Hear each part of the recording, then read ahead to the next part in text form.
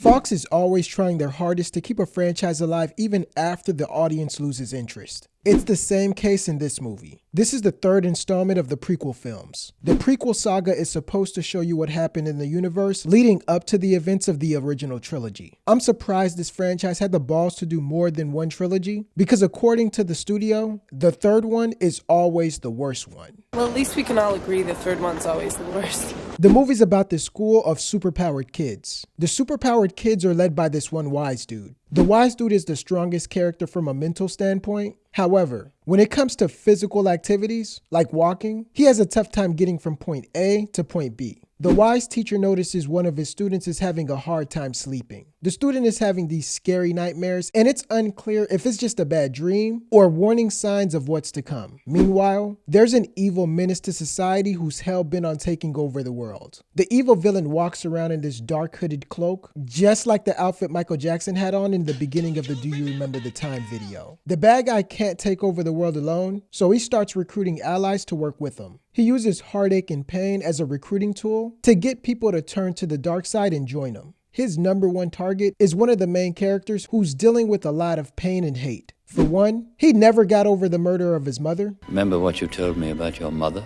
Secondly, he witnesses the love of his life brutally murdered right in front of him. And last but not least, he hates sand with a passion. I don't like sand.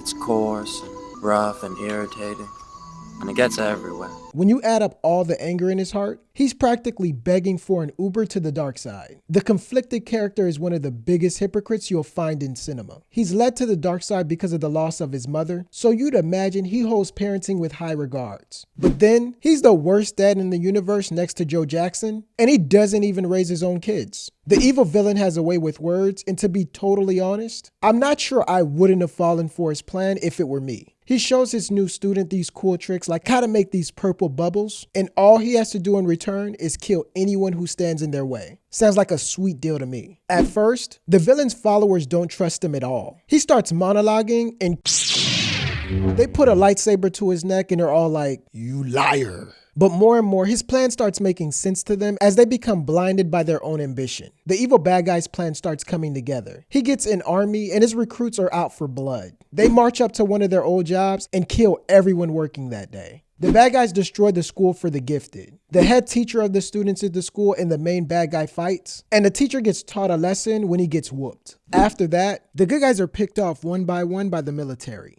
When someone is too far gone, you could tell by the look in their eyes. This character gets brainwashed by the villain with the hooded cloak, and it's unclear if he'll ever be back to normal. The heroes discover where their old friend is hiding, and they fly over to see if they could reason with him. As soon as the chick steps off the plane, she chokes harder than Peyton Manning in Super Bowl 48.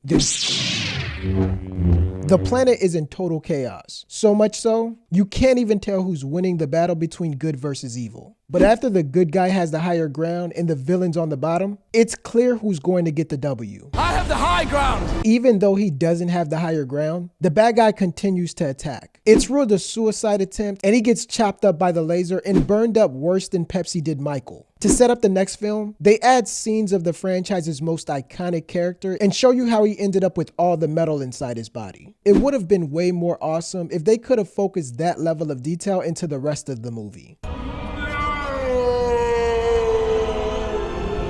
Those are 24 reasons these movies are the same. You agree? Yes, no, maybe so? If not, politely share your thoughts in the comment section below and click the subscribe button for more 24 reason videos.